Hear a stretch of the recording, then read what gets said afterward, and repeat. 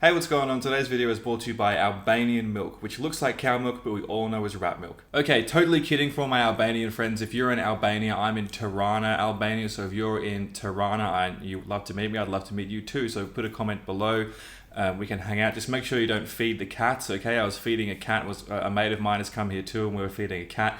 And it bit me on the hand, so I had to go to hospital and make sure that I didn't get rabies or anything like that. So this year's been great. First I lost my toes, then I lost my freedom in Australia, now I'm getting attacked by wild animals. I mean, it couldn't get better. It really couldn't get better. It's basically like living in a dream, if a dream was a nightmare. Let's get on to the topic of this video. And the topic of this video is, I wanted to sort of keep it light in the beginning because we're going to get into some really, really hard stuff. And that is relationships, okay? Now, in terms of beating tinnitus, so many people will talk about, oh, well, you have to relieve, the stress in your life in order to get rid of tinnitus.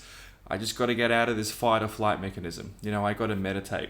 But the thing is, any toxicologist, so someone who works with people who get poisoned, so a toxicologist could look at you and say, you've got metal fillings, you have to get rid of that.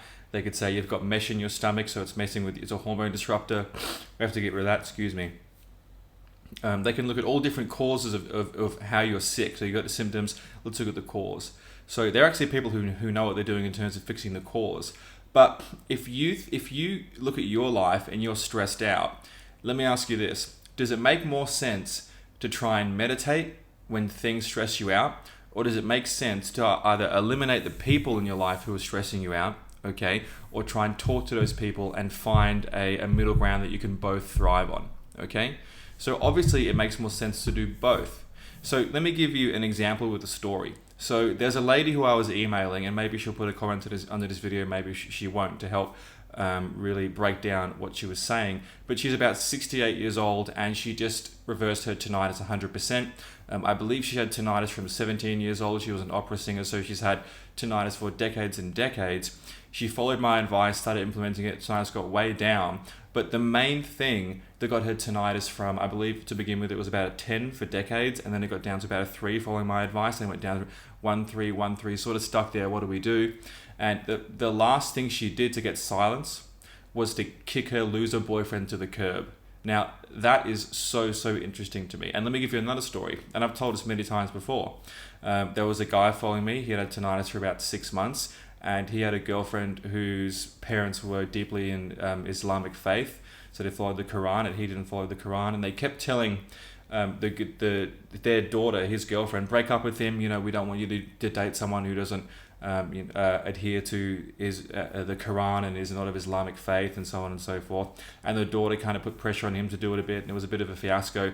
And he said the one thing that got him silence, that hurt, the one thing that got him silence was kicking the girl to the curb, and all the stress went away. Now, you got to remember one thing, guys, and this is very, you can take this however you want it, but it's what I've learned from dealing with people with tinnitus. Sorry, I just had to fix the camera there. So you can't choose your family. So if you have a problem with your mother or your sister or your brother, okay, you didn't choose to be born, and you didn't choose to be those people's brother or sister.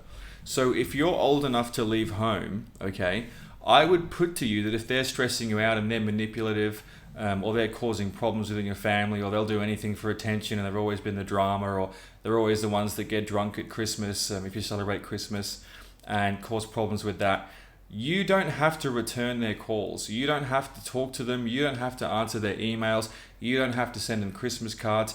You don't have to let them control the way that you feel and the way that your day turns out, because they told you that you're a bad son, or you're a bad daughter, or you're a bad sister or brother, and you weren't nice, and so therefore you're bad and you should feel bad. And people really fall into this trap of manipulative spouses and parents. Now, I'll give you an example. I'm lucky enough to have really amazing parents. So I've got an amazing brother. I've got a twin brother, not identical, fraternal, but same height, we look sort of similar. And I have a mother and a father. Got both of them. They're still together. And amazing family, really amazing.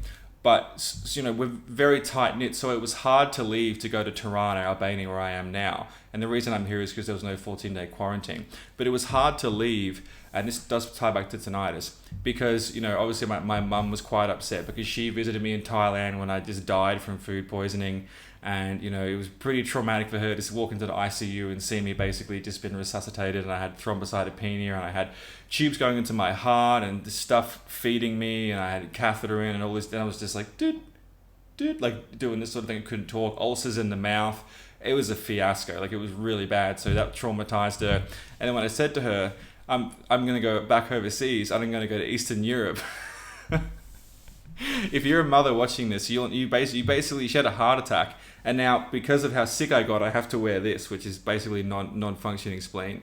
And it's just, you know, it's one of those things where if you go to Southeast Asia and you might eat at the wrong restaurant, and unfortunately you get sick, you know. So it's one of those things. Just in my case, it happened to be quite bad. And while I was talking to the people in hospital, the nurses and doctors, they said, yes, this does actually happen to more people than you would think from overseas, because they're not used to it, and there's not really a common denominator. It just is one of those things, unfortunately. So that's the way it goes. But the thing is, my mum sort of kept telling me, you know what, I think you should stay. I don't want you to go. It's just wait until you're 100% better. You're recovered. Your feet. Just give it another 3 months. Give it this. Give it that. But I wasn't, you know, having any of it. And I felt this guilt because, you know, my mum had taken care of me when I was sick, and I moved back to home. And it was really, I really felt like I was taking advantage of her somehow by staying at her house with my father and my brother and eating the food for free. And I was paying rent still, $200 a month, nothing, just nothing. But I felt this guilt, okay? But I didn't let that guilt dictate what I wanted to do in life. I was better enough. I wanted to leave. I wanted to go back out and explore Europe and all these different things and you know, live my life. And I chose Albania, as I said before, because it's the only place that doesn't have the ridiculous 14-day quarantine. Masks are not mandatory. I just went into the hospital and they didn't even care that I didn't have a mask on. They don't care. The rates are through the floor. Not many people are getting sick, and basically no one's dying of COVID here in Albania, so it's fine. But the point is, you can't choose your family, okay? But you can choose the people that you... That was weird. You can't choose your family, but you can choose the people that you date. And so I would put to you, there's a quote in business, and it's hire slowly and fire quickly. And I know this is going to sound harsh, and it's like, who's this guy, Liam, think he is, giving like relationship advice? But I've been in, you know, quite a few relationships myself, and I've experienced different women of all different ages. Like back when I was 22, I was dating women who were 35 and 20 and 23 and even 18 when I was 22. So it's a whole different, you know, I dated people who are lawyers, school teachers, all the different caliber of people, okay? And I can tell you that if you're not happy with that person, don't let the fear of not being able to potentially find someone else freak you out, okay? It's much better to go without, okay, and to go with someone that you're not happy with, because you'll resent them, you'll resent yourself when you cause problems. So as you can see, this video isn't really that well structured. I just wanted to jump in front of the camera and explain my feelings on this. But if you have a father or a mother, so for example, I have a lot of friends who are Asian and Indian, because in Australia, we have a large Asian and Indian community. And I know for a fact that these guys, because they're the guy friends, they won't marry a girl who's white because their parents would be very disapproving. Oh, you got to marry a nice Indian girl, or you got to marry a nice Asian girl, which is incredibly fucking racist, by the way. It's unbelievable that that's even like okay, but whatever, it's their culture, they can do what they want, but it's still incredibly racist. But they are very pressured, these kids are very pressured to date people within their own race, but they don't want to. And I say to them, why? Why would you let people who you did not choose to be brought into this world, they brought you into this world, they had to pay for your food and their schooling and keep you alive until you're at least 18, and now you're free, okay?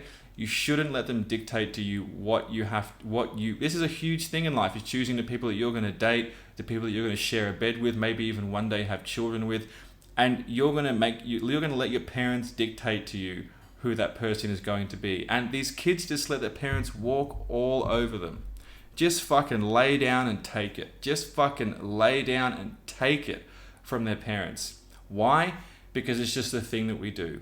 I can guarantee that these people are not going to be as happy as me, because in terms of relationship, in the area of relationship, as many other areas of life too, but because I will get to choose exactly who I want to date, and if I end up getting married one day, who I want to marry and have kids with, and these people have basically no fucking say. They have no say. One of the guys is Indian, and he said he doesn't even like Indian women. He just prefers white women. It's just the thing that he prefers. Whatever, he prefers it, he prefers it. But he's going to marry an Indian woman and spend the rest of his life with one because his parents told him to. Who knows, maybe he'll find a nice one. But you can see the stress that that's causing. So if you're letting someone who you didn't choose dictate to you how your life is going to be, that's a huge area of stress. You can do 5 hours of meditation a day, but if you come home and your parents start bitching and telling you what to do and all this different stuff, that's a problem. Now, it's different with children, okay? And I'm not going to speak about kids because I don't have kids and I don't have any training dealing with kids. I've never even babysat a child before, so I'll just leave that up to your imagination how you want to deal with that. But in terms of spouses, okay, so your girlfriend or your boyfriend, it's a bit tricky with husband and wife. But I've had people who I've coached who have with not my advice, I didn't tell them to do it, but they divorced their spouse, okay? There's one woman I'm thinking of who divorced her husband, who was basically just a loser who played Xbox all day. He just got lazy and complacent. Oh, I'm married, she's mine for life, I'll just play Xbox on the couch. Just like, okay, bro, whatever.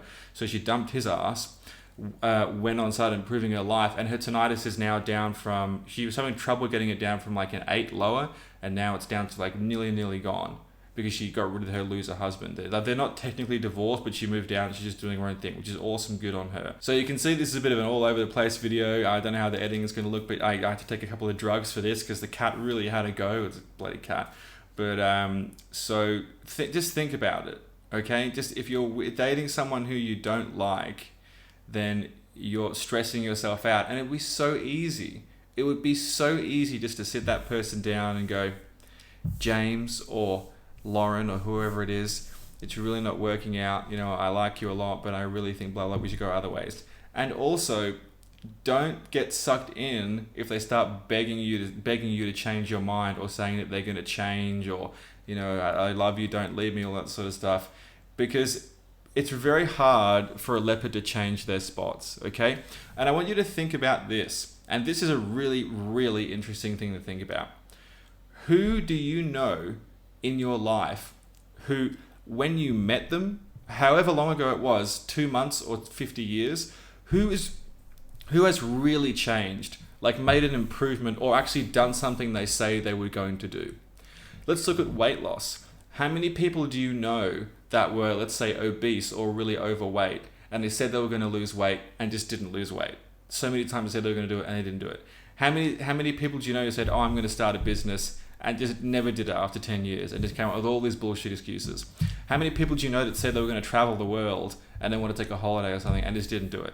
How many people in your partner, how many times has your partner promised you something and just not come through with it? I'll throw you a surprise birthday, or, you know, I'll propose to you next month when there's enough money or something, or whatever it is. So really, really long-winded video. I hope you get something out of this. But it's very late here in Toronto. I'm just kind of jet lagged a little bit, and so I'm kind of thought I'd make a video. But anyway, you don't owe your family anything. You don't owe your spouse anything. You don't owe your brother or sister or cousin or mother or auntie anything at all. If they're bad to you, you can just kick them out, okay? As in kick them out of your life. However, if you live at home, okay, it's going to be complicated and hard. For example, I have a very, very wealthy friend, but it's the person's family. I won't even tell you the gender of the person, but it's the person's family who is it's crazy rich, like, you know, Ferraris, multiple BMWs, mansion on the beach, the whole thing. It's just insane. But her parents I said the gender there, but her parents have bought her a house so that she has like a multi-million-dollar house in a nice area in Melbourne. Lucky her. But because of that, her parents there's like a, you know, her parents' relationship isn't going very well. And so sometimes the parents will confide in this person, my friend, and to kind of lean on her for emotional support. And it's a bit overwhelming for her. And she would tell the parents how she felt and it was too overwhelming. But she feels like she can't do that because the parents have bought her so much. And so she would feel like she's being disrespectful, okay? it's another point of why going out on your own is kind of a bit of a benefit, because then you don't owe anybody anything. Now, the parents obviously didn't say, I'm going to buy you this, she's got a Lexus as well, it's a whole thing. I'm going to buy you this car, but if I buy this car, then I call you on a bad day, you got to be there and we're going to talk, and you owe me, you got to lend me your ear, okay? And no one says that, but it's sort of an unwritten rule, you understand?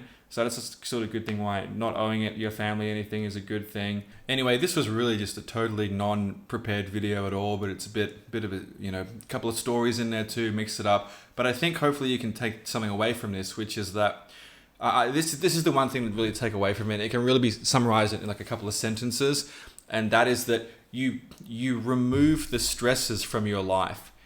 You don't start with trying to deal with them better. You just see, what can I get rid of that makes sense and it's not going to totally ruin my life? And think about it before you do it too. Don't just go and do it.